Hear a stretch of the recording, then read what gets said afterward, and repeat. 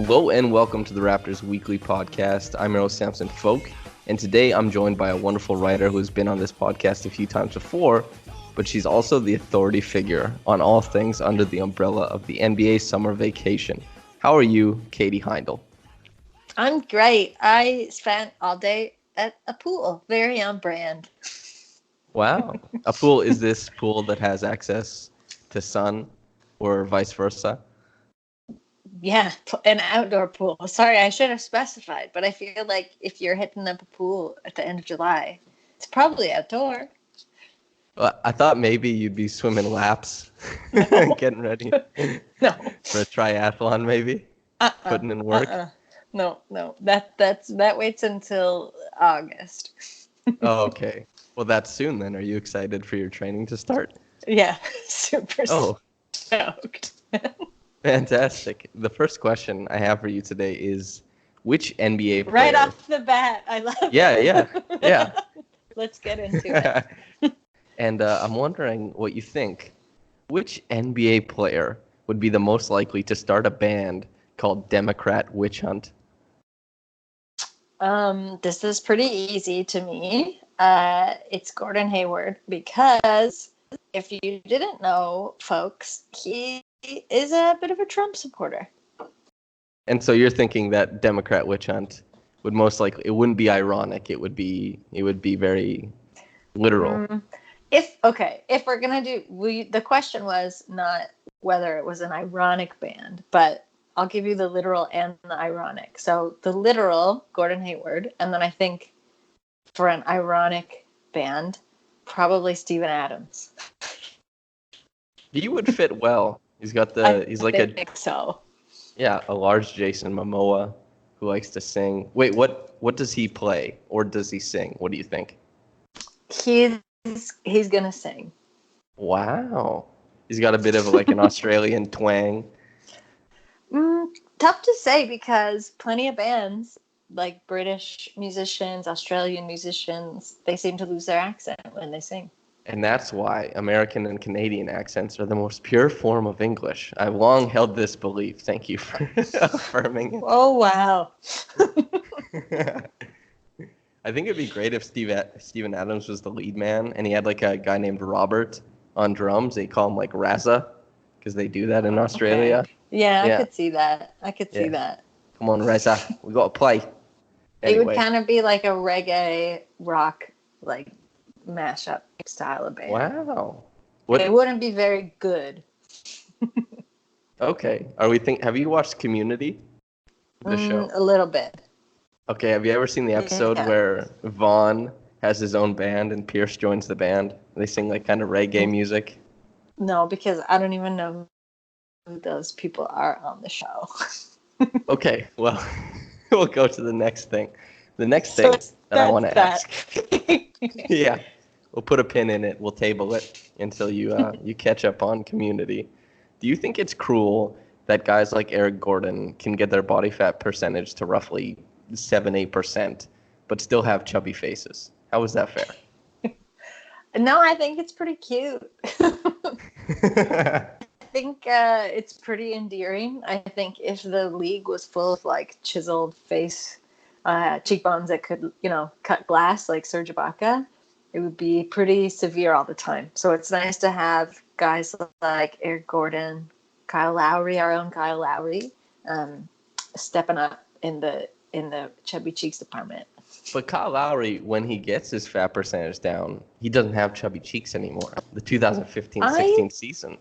Feel like, even when you look at some pics of Kyle celebrating the big win, everybody, if you haven't heard about it, he looks so happy, and you can see his little chubby cheeks. He's definitely not where he was, and no, he's like maybe a couple face fat percentages down from Eric Gordon, but he's still got like a nice fleshed out face.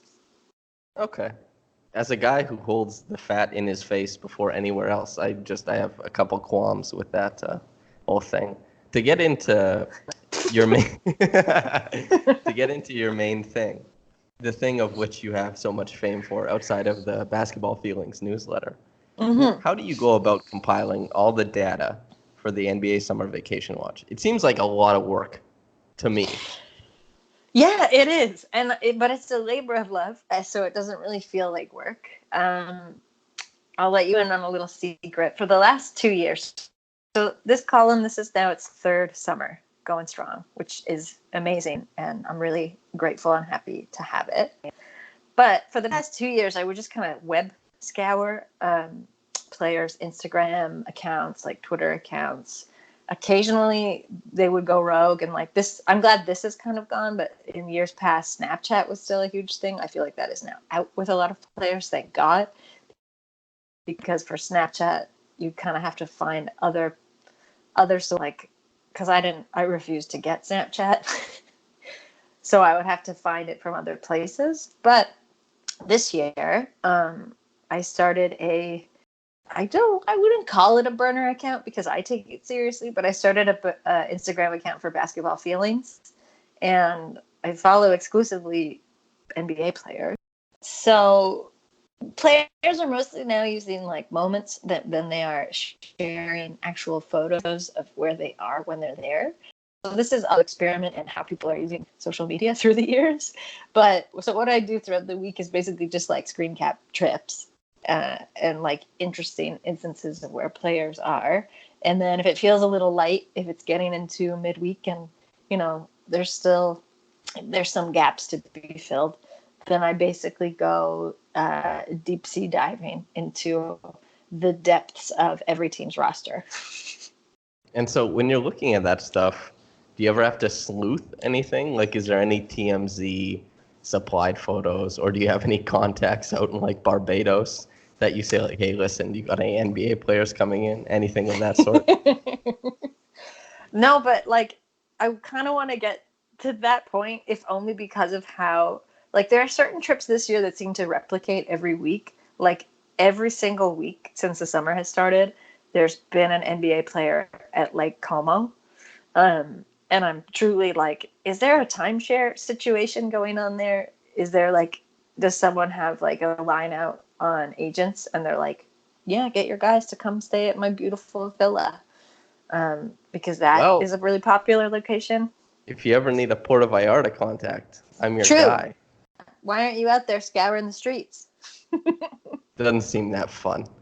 It's so hot here. Walking around during the day is like death. But no, I feel like, I don't want to brag, but I feel like a lot of these trips, I'm getting to them before TMZ. You are a super sleuth then. Well done. Thank you.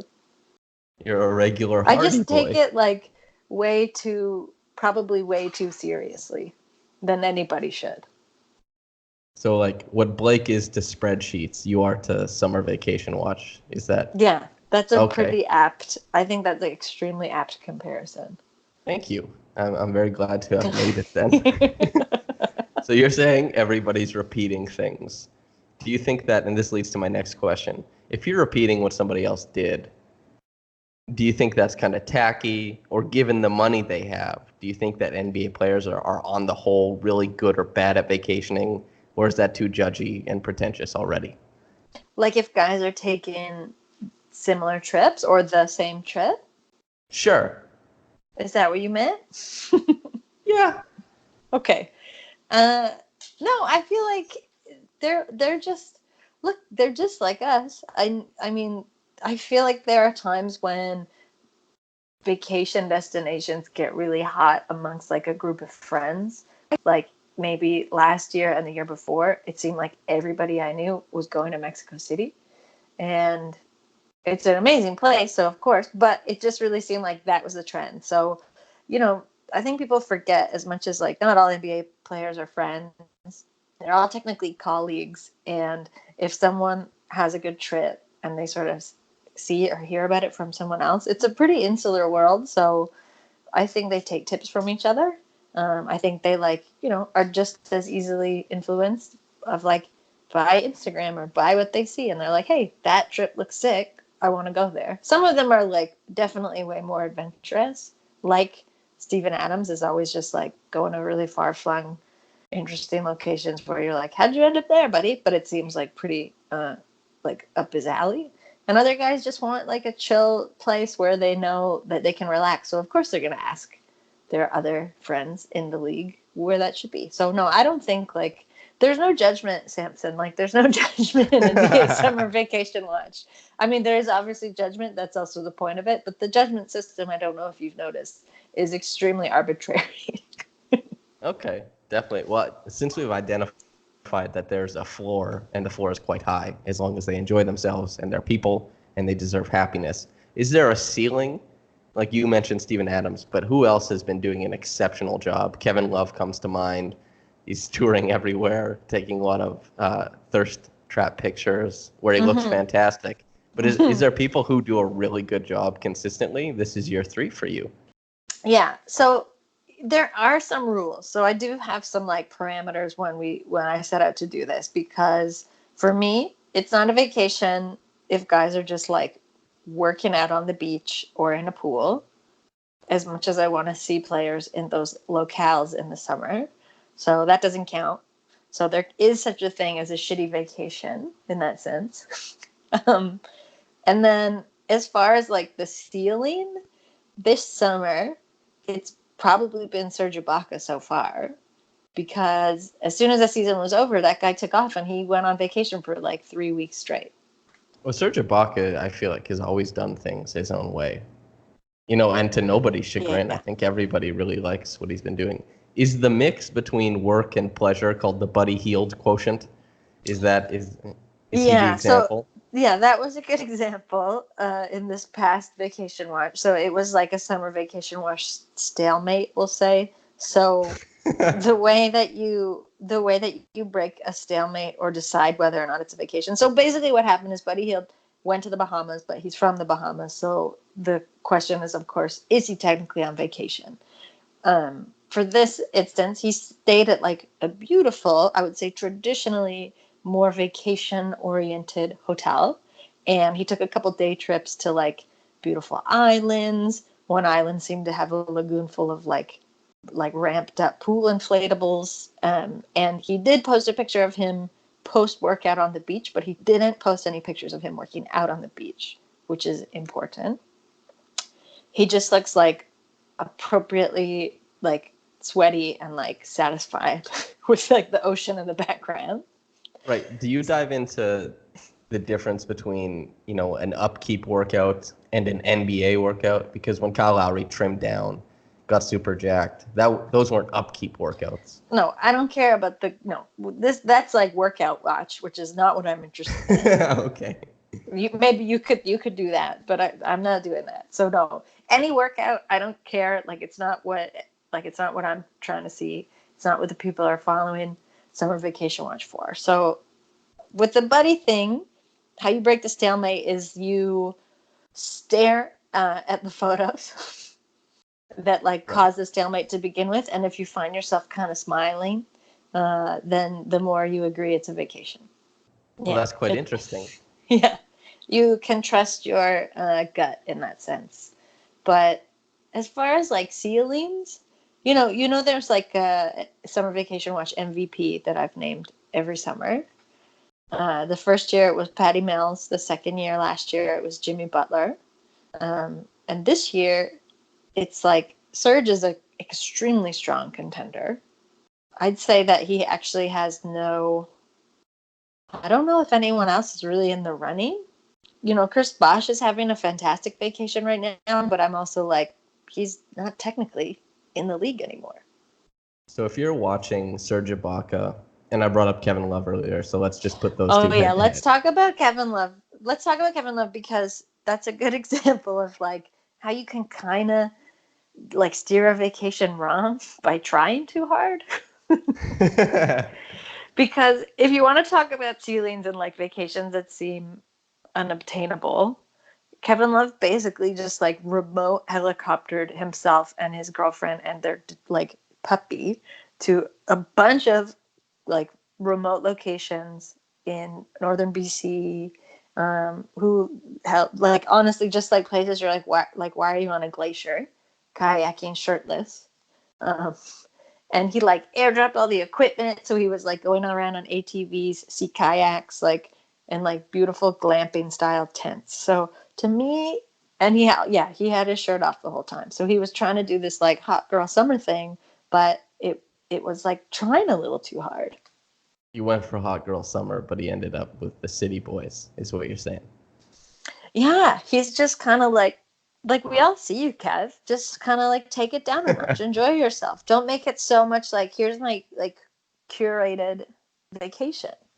So once you start bordering Instagram influencer level, that's points taken away because then it's a job. Yeah, because the joy of vacation, especially like NBA players on vacation, is it's honestly like sometimes so foreign to them that they're kind of like, what am I doing? Wow, where am I? And like that's so endearing and like part of the joy of it. And then you've got Kevin Love just like ripping around topless on a ATV on a glacier. And you're like, Kev, like you I feel like you could do this every day. Maybe that's his version of a workout. Maybe he really likes helicopters. True. True. Maybe. But what were you going to say if we like put them head to head? Well, who comes the closest to Serge? It sounds like he's the runaway. But, you know, for a long time, people thought Luka was going to win Rookie of the Year, and then suddenly Trae Young had a big spike, and everybody was like, maybe it's Trae Young now. And the longevity of Serge and Luka might stand out a bunch, but there's a bunch of people who are really eager to declare the newbies, you know, the winners. Is there anything like that? Yeah, I gotta say that like oftentimes it's like the kind of rookies and randos that really surprise you because I think they end up taking these crazy vacations because no one is paying attention to them really. So they pull it from deep, is what you're saying. Extremely deep. And I'll be deep diving to find them. And then I'm like, who the hell is this guy having the time of his life? So it could still happen. But as of yet, like it's weird to say because they're teammates, but I think Siakam is like the closest to Serge. Wow. Yeah. Has he, would you join? I've kind of wanted to start a petition so that he gets to wear the goggles he wore after the championship on the court, just because like if we can stitch like a Cameroon flag on him, and so when we see him run in transition, it would be goggles and cape. Would you sign that petition? Like the cape comes out on its own velocity, like when he hits a certain speed, the cape comes out. Yeah, when he's unimpeded, when he's got, it's kind of like the 88 miles per hour, that type of thing. It triggers the cape. Yeah, like if we theoretically had that technology, sure, I'd sign the petition. Good. Well, you know, I think you would just have to steal something from like a wind turbine, one of those meters that measures like wind speed. You apply to each shoulder, and then you adjust. You get like an Arduino, and you do the coding for it to respond. Get a little shoot. Yeah. There he goes. Yeah, so easy, so straightforward. That's what I was thinking. But also extremely aesthetically pleasing. Wouldn't that be cool as hell if they had capes come out when they went to dunk? I mean, not everybody, but it would be pretty cool. Who is the player you don't want to see have a cape when they dunk? Huh. Interesting. Marc Gasol, probably, right? Like on the Raptors? No, I think Gasol. I feel like Gasol would maybe just get like tangled up in it and he might hurt himself. So I don't want to see it just so he can be safe. Like maybe Kevin Durant. Yeah. That's a fair one. Yeah. Getting back to the summer vacation watch. Please. Whose vacation have you been the most envious of? Yeah, good cue. Let's see. You know, Pau Gasol is doing this thing this summer, and he did this last summer too, where it honestly feels like he just like steps out in Spain and then he like gets lost or like forgets where he's going, like to the grocery store or something, and then he ends up off like the coast of Italy or like in the Spanish interior at like a beautiful vineyard, and he always just is like wow, here I am. What a beautiful place. Taking like selfies of him with the place in the background. So I feel like I'm very envious of his means to do that and also his reaction and like permanently getting lost and being happy about it. So you appreciate the wanderers, is what you're saying. Yeah, he's a real wanderer, and I think has like a real joy of like where everywhere he ends up. But then I'm also sometimes like envious of just extremely regular shit. Like CJ McCollum a couple weeks ago got his hands on like a mobility scooter at the grocery store, and it looked like he was loading up to like go to like a barbecue or like a beach party or something, because the basket on the scooter was just filled with ice and chips and like snacks, and he's wearing pool slides, and in the video he just is reversing in a circle for a long time. And he's so relaxed, but then he almost runs over a woman. But then he's like laughing and he kind of breaks it. But it's like, yeah, that's the kind of like fun shit that you want to see players do, because you're like, this is also the goofy stuff I do when I'm on a trip with my friends. If you had to chop up, you get a certain percentage of one, a certain percentage of other. Out of 100, what is the percentage you want to go into prep and then to go into wandering when on vacation? Because a lot of vacations can fall apart if the prep isn't there. But also, if you're too strict, it might not be as nice. You have to be able to go off the beaten path every once in a while. Yeah, got to keep it loose. Mm-hmm. But also, just tight enough. I think you're going to like look at like for us, it's extremely different than for an NBA player who I think if they're on vacation has like people that take care of it for them. But I feel like a good ratio for like prep is maybe 30 if you're really going to be loose, and then maybe 40 if you want to be a little bit safer of what you're going to do. And the rest, I think you should just wing it. I've always been intrigued by that, because I've met people who, when they talk about traveling, and they're just workaday people like you and myself, and they just say like, oh yeah, when we were staying in hostels, these people just convinced us to come to Germany. And I'm like, how did you manage that? Do you have any friends like that? Any colleagues? Yeah, I've like met people like that, and I have to say, when I'm like, you gotta wing it, I'm never like, I think it's good, even if you're going to, you have a trip in mind and you're like, oh, I want to go to like 3 places. The trajectory has to make sense. You know what I mean? You can't be like doubling back and like, flinging yourself around. You got to be like, okay, I'm gonna start at this place, and then maybe this has like some good like cheap flight somewhere else. So when I say that should fit into your 40%. You should cover always your flight and accommodations. Don't be like is going to get stranded somewhere, because that's scary. So, but then once you get there, maybe have like 1 or 2 things you want to do, and then the rest you just got to be there. But I think NBA players are like maybe 10%. Yeah, because you can wander. Yeah, and then the rest they're just like, someone will tell me what to do. Or I can just like mess around, and then when I get bored, I can go home. I think that wandering is good. I agree with you. The one time I didn't wander, I was in Belize, and this guy named Major tried to swindle me out of a bunch of money. He drove us out to like the middle of nowhere. And so what he did was he promised us this like whitewater rafting. We're like, okay, that sounds good. And we knew 2 guys, a couple, that were going on a different whitewater rafting thing, but we're like, we can get it cheaper, because our friends spoke Spanish. And mind you, they speak English in Belize, but we had good experiences in Spanish-speaking countries cutting deals. Anyway, I'm the English-speaking guy, so I'm like, I'm going to cut us a deal. I can talk to Major. I'll swing something. And I start talking about whitewater rafting. He's like, oh, yeah, because it's for sure in Belize. They have that. But then, because in Belize, gas is super expensive. So he's like, you got to give me the money first. Then I got to go get the gas. And I was like, okay. So he gave him the money. He drove us out to like nowhere. Mind you, it was pretty driving there, but he drove us out to like nowhere. And then he drove us to like this little poolside thing. Not a poolside, like a stagnant pool.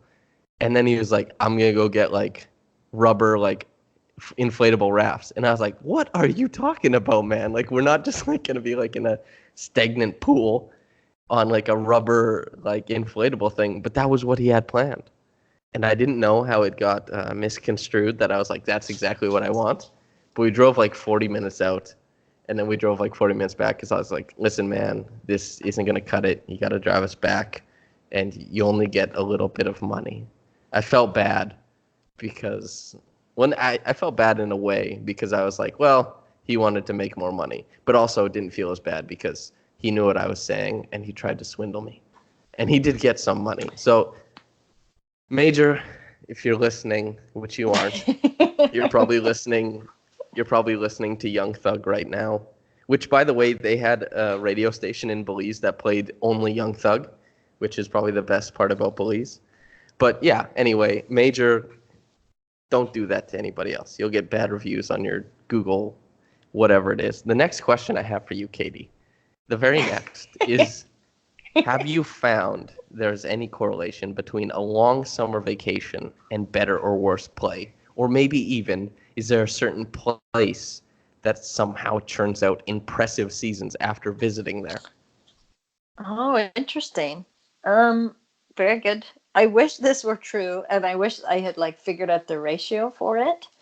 But it's kind of all over the map because you can point to somebody like Jimmy Butler who like had the most phenomenal vacation last summer, won Summer Vacation Watch MVP, and then didn't have such a great season. Kind of turbulent, a little bit more smoothed out than the season previously. Um, but I mean, I guess they made it to the playoffs, so you could say he had a good season. He seemed a lot more focused.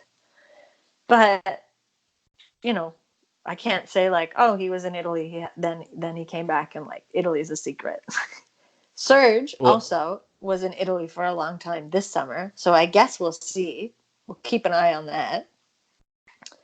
And then I don't know, no, not really, because like Dwayne Wade did something similar last summer and this summer, and then Dwayne Wade kind of came back last year and was just like, it's my last year. So no, I don't think there is a correlation, but I think like anybody, these guys got to take some time off. Yeah, you got to rest the body up. They got to rest the body. Like I'm trying to think if there's anyone who like maybe wasn't in such a peak physical condition and then they came back and like killed it. Or like get charged up like your cell phone. Yeah, exactly. Good secret burn. I will say that last summer, Siakam didn't take any time off, and he had like not even probably, he had the best season of his career thus far, and now he's taking a vacation, which I'm like, this is amazing. But also, he's huge. He's super jacked now, more than he was when the season ended. That's so interesting to me, right? Is like some guys have so much trouble filling out. And usually it's the guys whose bodies profile similar to Siakam's and Giannis's when they were both skinny, but they've both been able, Giannis more so, to put on weight. Same with Joel Embiid. And then you see guys who just can never put on the weight. What's your opinion on that? I already told you I don't have opinions about working out. Well, apparently Joel Embiid, the secret to his was the Shirley Temple, which isn't, working out. It's a health food regimen. Yeah. Joel Embiid also had a great little vacay. He posed a lot in the Maldives with his shirt like half off. Oh, which like here's the question. Like, showing off his physique.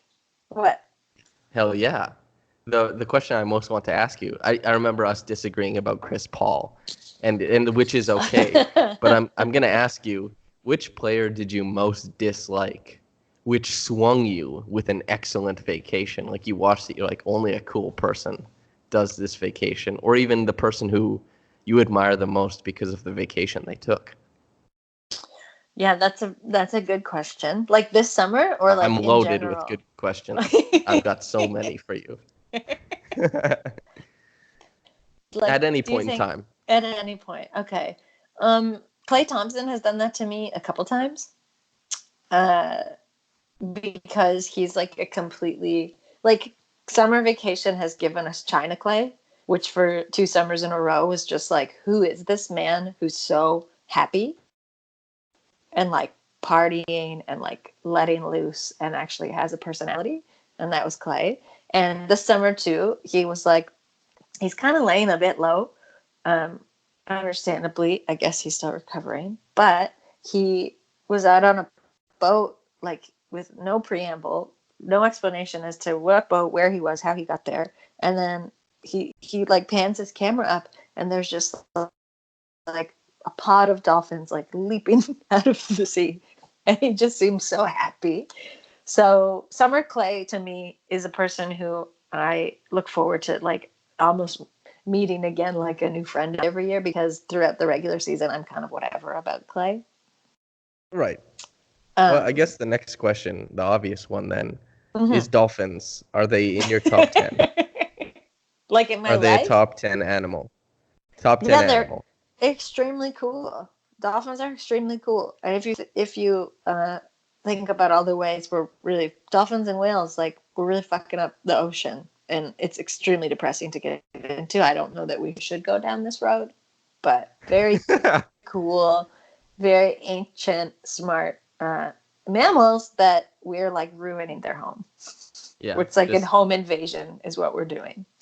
Yeah, I'm just pulling up the synopsis for Blackfish. We'll get into it. We'll do Let's deep not. dive. Don't worry. I can tell you another kind of like black horse candidate of someone who in the regular season I'm like and then even at the beginning of their vacation I was like, no thank you, and I'm intrigued, and that's D'Angelo Russell, and then by acquaintance because he's always with him, Devin Booker.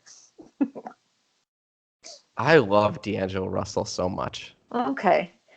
My heart went out to him when Lou Williams bullied him and Julius Randle bullied him. I just felt so bad. My dad is a student counselor, and I used to always hang out with the kids who got bullied. They'd always come to my house because my dad was like, if like you need a friend, like Sam will be your friend. And that was the thing, and I enjoyed them. Oh. Right, but sometimes it's hard. So sometimes you just need like a guaranteed someone to hang out with so you're not alone. And so like the bullying, for some reason, even though D'Angelo Russell is a millionaire, it just sticks with me. Anytime I see someone bullied in the slightest regard, it just breaks my heart. Like I heard that he had to eat alone, and I was like, oh my God, they're making him eat alone. And of course what he did was a big time goof up, but yeah, my heart went out to him. Plus he's left-handed like me. And he's so much fun to watch play basketball and snake the pick and roll. So that is my love letter to D'Angelo Russell. Damn, I hope he heard it. We got to transcribe it and send it to him. Yeah. But I'll send it his way. Him and Devin Booker, I don't think you should feel too bad for them, because him and Devin Booker are having a great summer doing like extremely things that somebody's aunt would do, which is they first went to like, you know, these like paint cafes where you can just like go in and be like, I want to paint a canvas. And they're like, cool, we'll set you up. They went there together and both painted a portrait, I guess you could call it that, of a butt, a woman's butt. Nice. And judging from the photo or like the painting that resulted, I do think they were both sharing the source material. Okay. And then they proudly showed them off on like, I think it's D'Angelo Russell's new home's like beautiful outdoor patio that's like looks out over LA and has like a beautiful infinity pool, and they're both just chugging wine, showing off their paintings. And then last week they both went to Napa together and just like drank wine in wine country and like posed with the bottles of wine, and then photos of like the scenery in the background with holding up a bottle of wine as if we would all be like, oh yes, this bottle, I've tried it, it's great. Is there a comparable in any other sport? Is there a comparison, a food or beverage? Like the NBA players love wine. It's like a thing. They love I think it wine. started with Yes. It started with LeBron. Is there LeBron. Is there a comparison in any other sport to that? Do hockey players really love some sort of other thing? Locker room bullying, like something. Gatorade? No. Yeah. Like terrible facial injuries and like football players like having no employment rights. No, I don't know.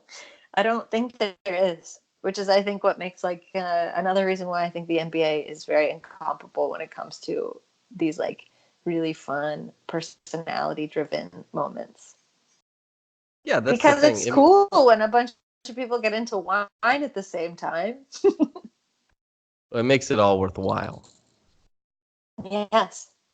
That's interesting that they drove portraits because I've been kind of entranced with your Skype portrait, which is a real picture of your face, which is a basketball with a cowboy hat on top of it.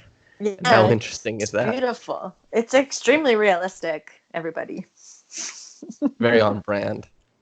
Speaking of on brand, your Twitter brand is, it's a thing. It generally falls. A thing. It's like, it has these like niche little pockets, but also these very accessible pockets.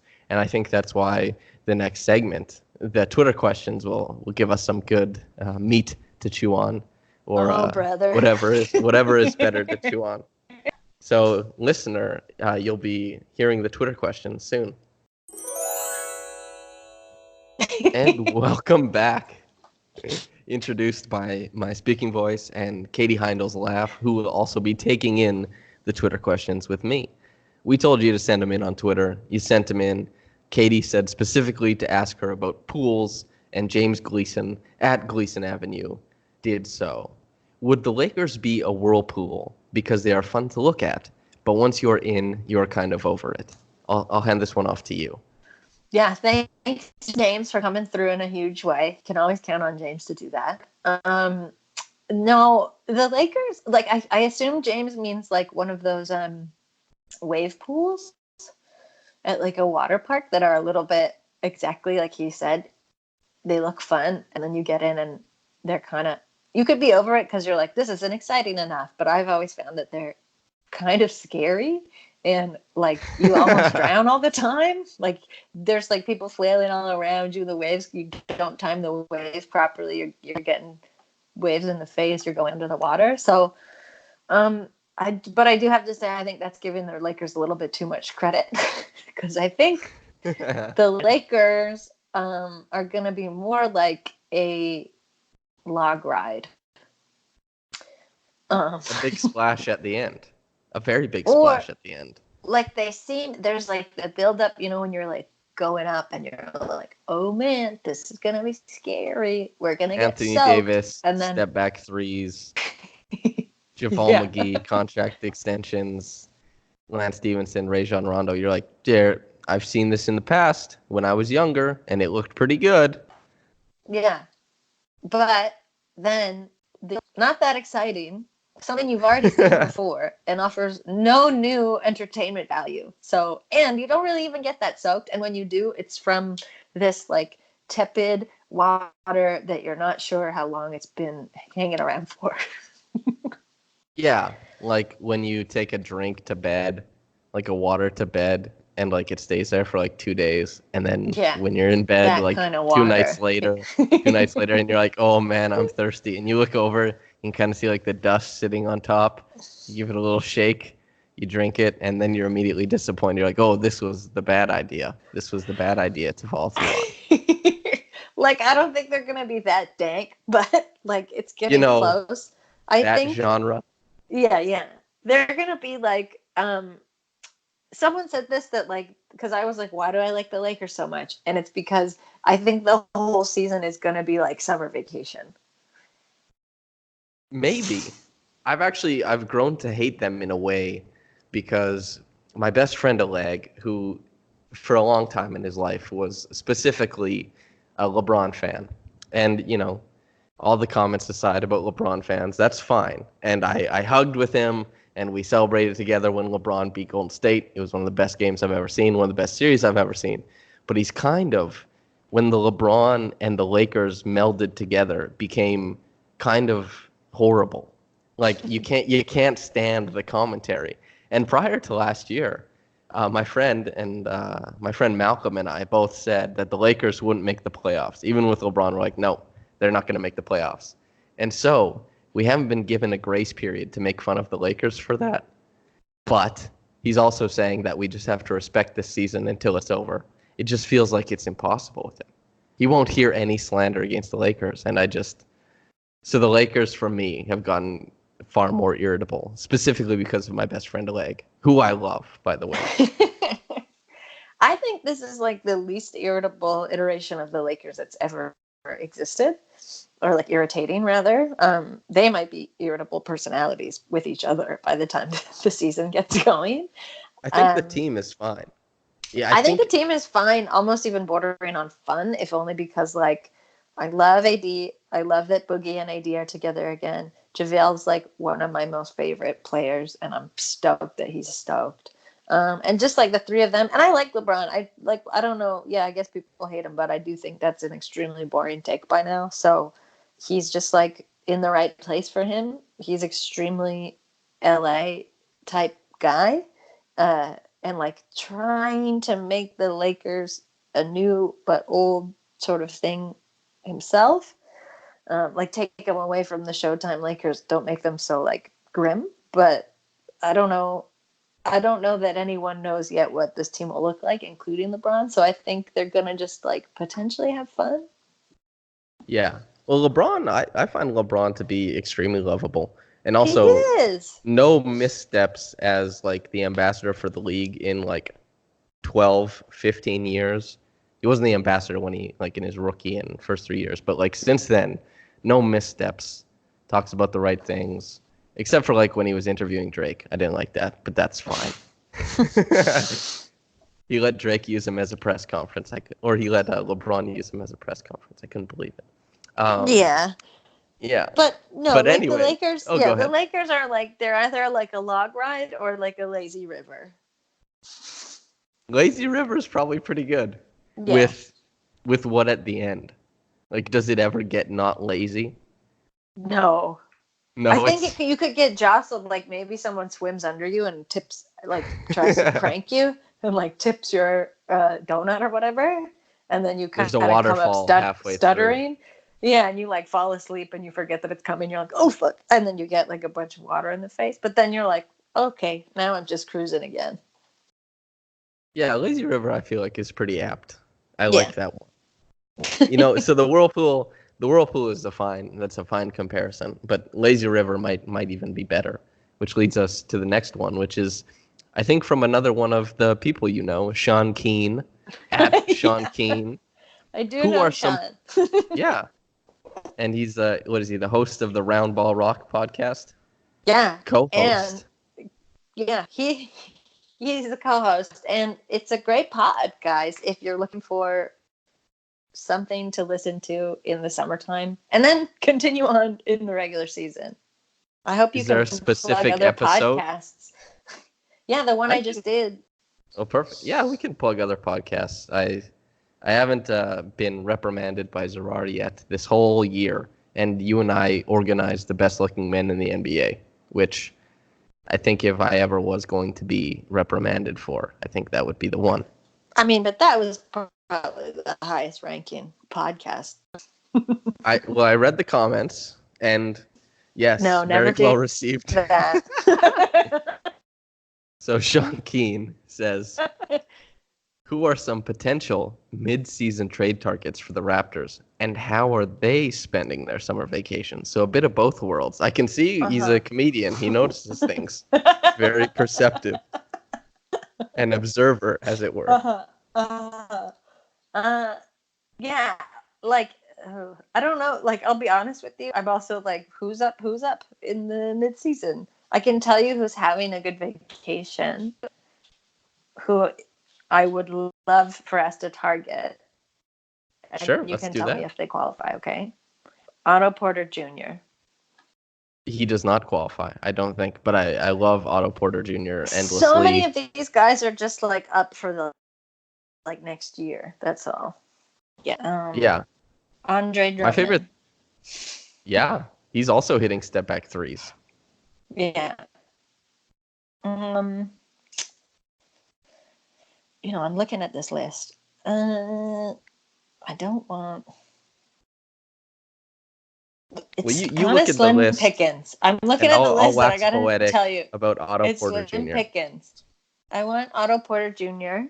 Of the Raptors, who are up in the midseason. I mean, I don't know what Mark's doing. Haven't seen much from Mark. Serge, as we discussed already, is having an incredible vacation, so I hope that the Raptors hang on to him.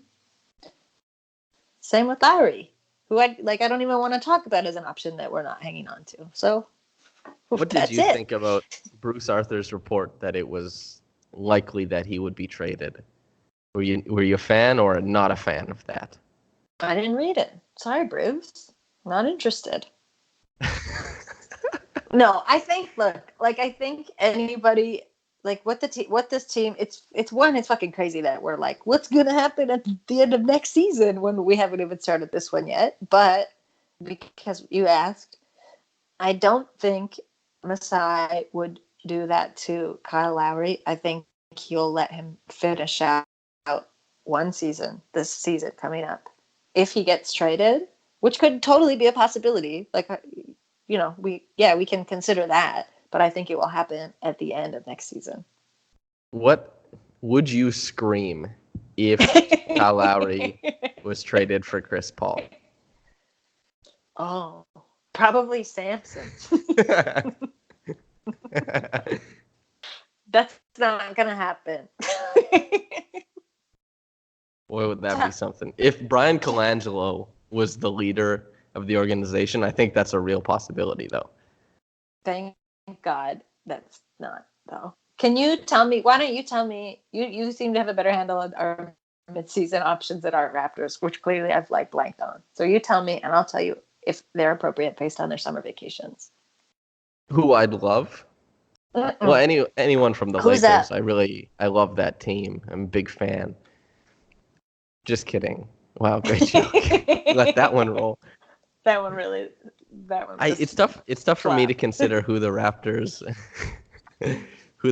should trade for, because they aren't really in the buying section of the trade market. They're very much in the sell section. But maybe there's a young guy out there who maybe they want to get their hands on, a young up and comer. Maybe they trade. I can't even think of anybody, because everybody just signed new. Well, see, it's a tough question, right? Because everybody just signed new contracts, and most people don't sign 1 years. So it's no wonder a lot of people who are not fun with basketball are projecting to 2021, because that's when everything pops off again, because there are so many 2-year contracts signed, and Giannis comes up again, Kawhi, things like that. But thinking of a person who they should trade for, I think I would just say no, unless they're getting a big haul of draft picks or an undeniably great young player, because that's what you do when you're retooling or rebuilding. You just, I think, try and build around Siakam, OG. I don't consider Fred a building block, but I think he's really important to a winning team. But a building block, nay, I say to that. So you build around OG and Siakam. They already put money into Stanley Johnson and Rondae Hollis-Jefferson, as far as taking a bit of a bite on a young guy who can try and convert on some of his potential. So I think they've already filled that out. So Sean Keane, I understand you're very funny. What about Hassan Whiteside? Would I trade for Hassan Whiteside? He's up, right? I think he's up. Only if they don't trade any of the front court for him, so that we have a wonderful mashup of Gasol, Ibaka, Whiteside, and Siakam. And it means that Siakam plays the 3, OG plays the 2, and Hassan Whiteside plays point center, and then Gasol plays deep lying playmaker, and that's how we do it. That's based the only way forward I see. Whiteside's summer vacation, I think he would really like Toronto. And he is someone who I feel maybe to me a bit of a sleeper previously, but I'm loving the work he's doing in the summer. So to answer Sean's question, it's Hassan Whiteside, based strictly on summer vacations alone. Whose music video was he in? Was it DJ Khaled, where he was just in a white muscle shirt and he was kind of doing bobbing up and down dance moves? Do you remember that? No, I do not, but I'm looking it up now. Post haste. Look up Hassan Whiteside and DJ Khaled. See, if you had Snapchat, you probably would have seen the behind the scenes because of the Major Key, the king of Snapchat. I mean, they're friends, so I guess he was in the video. Oh yeah, are they friends? They're friends, and he was in the video, and he'd like, yeah, because he says he didn't really know what to do in the video. What is it like to be friend of DJ Khaled? I Probably cannot pretty even sick. imagine. Probably pretty chill. Yeah. He's just probably like, what can I get you? What do you want? And you're like, I don't know. Like a... Do you think he only gets you stuff if you agree with him? Or he's just like, listen, you can have whatever you want regardless? No, DJ Khaled strikes me as someone, if you were like, I disagree with you and here's why, he'd be like extremely thoughtful about it and be like, all right, I see your point. Mostly because he might stop paying attention to you halfway through your like counter argument. I don't want to be anybody's lackey, you know? I don't want to be DJ Khaled's lackey. Are you suggesting Hassan Whiteside was? You know? It's a big world. DJ Khaled's a big guy. So. Big time presence. Well, he's not in Portland, and he's not hanging out with Hassan this summer. So take that as you will. I will. The next question, and the last, from Robert A. Senta, at Rob Senta. Which would you rather have on December 25th, 2019? A Christmas Day game or no game, but MLSD opens up Scotiabank, shows playoff highlights and Game 6 against the Warriors on the big screen, and wheels out the Larry O.B. again. That's pretty cute. Why can't we have... I think Robert has set it up to be like a perfect bomb if we don't get a Christmas Day game. We don't get the game, then I think MLSE has to do option B. And then also like not show any Christmas games and just be like, whatever, like why, what's happening again today? No, not Christmas games. Also, I think it's, I don't know what it is, because Toronto, of a lot of the cities that house NBA teams, probably has, of the people who go to the games, a very high percentage of people who don't celebrate Christmas. Mm-hmm. So they don't have, unless they are just doing the Western thing where you just, you coordinate that day with something anyway, because there's time off for the whole country. But, you could probably capitalize on it. There's people who are like, I don't need to be at home today. I can just go celebrate the Raptors. Like, I think the league sort of messed this one up, because if there was a year when the Raptors got a Christmas Day game, it would have been this last season. Because the team, if you give them a Christmas Day game now, like, the team's extremely different. And I don't even know who I'd want them to play. And I kind of want them all to be able to take time off to be with their families. I like to watch some of the Christmas Day games, but, like, we can all agree that aside from sometimes, like, a cool jersey reveal, it's not really, like, even as exciting as, like, the All-Star game, which is also not an exciting game because everybody knows what's going to happen. But, you know, I don't need for this, which is, I feel like I'm just right now doing a total 180 live because I've always wanted the Raptors to be in a Christmas Day game. But I feel extremely chill, and I don't think we need to do it because, like, what do we have to prove? I think the All-Star game is better on Twitter than it is on television. Seeing all the highlights and the commentary, I think that's how that is. Christmas, however, has a very special place in my heart because my family, we'd all go to my grandma's house and we'd all get together and we'd watch, like, basketball. Not everyone would watch it, but it would be on all day. It's on, and it's, like, so special to me, like NBA Christmas Day, because I love basketball so much. However, I think it would be kind of horrible because if the Raptors are playing on Christmas Day, sans Kawhi, I think I would have to regurgitate whatever pieces I wrote from October to that point to all my family members about how they're doing without Kawhi. Why did he leave? What's happening now? So I might, and I didn't get Christmas at home this year, but I'm going to be at home for next Christmas. And, maybe I don't want to do that. Whereas this year, they'd be like, well, how's Kawhi? I'd be like, how's Kawhi? He's the man. How is Kawhi? No other words needed. That type of thing. And I could see the league doing something kind of messed up, like being like, yeah, okay, Raptors, you get a Christmas game and you're going to play the Clippers. Oh, jeez, Lord, that'd be horrible. But I could see them doing it because honestly, who else? Like the Raptors, they really like stack those games up to be sometimes like a natural, animosity or like soft rivals. But like the Raptors don't really have that with anybody. Maybe Boston, but even then, not really, because everybody hates Boston. The Wizards for a couple of years. For a couple of years, but no more, really. No, because so the Wizards are terrible except for Beal. Oh, come on. John Wall. But I know he doesn't play anymore. I know you love John Wall, so I'm not trying to slander or anything. I love him because he fell down in his house just like the rest of us, and he hurt himself. Poor guy. But like, can't you see them doing something stupid like that? Being like, all right, your first Christmas game ever. face the guy who like gave you the championship. I think now how good are the Raptors? Yeah. Whoa, the Larry O.B. is up north. No, thank you. And then if that's the first game, they have to give Kawhi his ring. Maybe, I don't know. That would probably not be that much fun. But also, I don't know. There's potential. If they make us play, I don't think the Raptors will have a Christmas game. If Kawhi re-signed, I think then definitely. Yeah, then they would do it. But they kind of fucked up. It should have been last year. Yeah. I have no idea why they didn't do it. That makes no sense to me. It's like Kawhi Leonard plus a core that won like 50 games.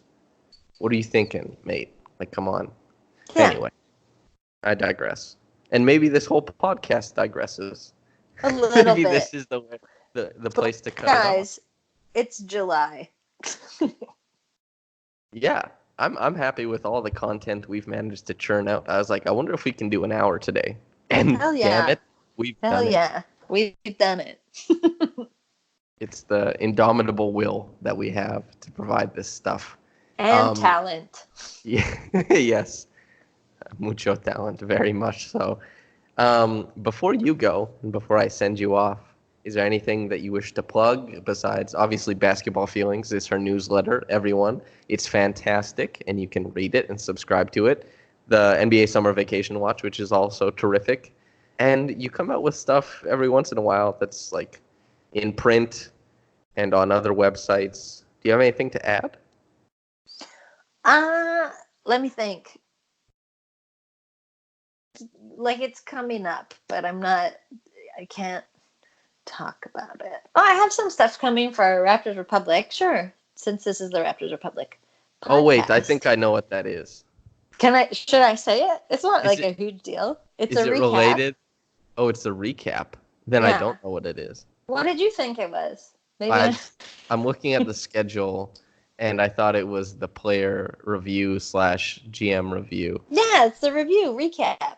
Review, okay. Same thing. Anyway, I'm going to be... redux. Oh, yeah, I always use the term redux. Yeah, sorry, I can't believe we got the disconnect there. I always say redux. No, I say recap. But I'm going to be writing it about Masai Ujiri, so that'll be very emotional for me, and maybe you when you read it. But otherwise, yeah, NBA Summer Vacation Watch, Yahoo Sports Canada for the next 4 weeks if we get lucky of summer, and Basketball Feelings, a great newsletter. Perfect. And also, if you want to follow her on Twitter, it's at whatevs, WTEVS, for commentary on basketball, feelings, and Old Town Road remixes, or reduxes, as it were. Not nearly enough. Where's the Dolly Parton one? I need it. Yeah, exactly. The pink horse needs to come into the fray. That's the way to do it. All right, and for me, I've been your host, Samson Folk. Thank you so much for joining. I've had a wonderful conversation with Katie, and we'll be sending you off now. So whether you're listening to this in the morning, at night, have a blessed day, and goodbye. You feel good about that? I feel great. Yeah, that's a good one.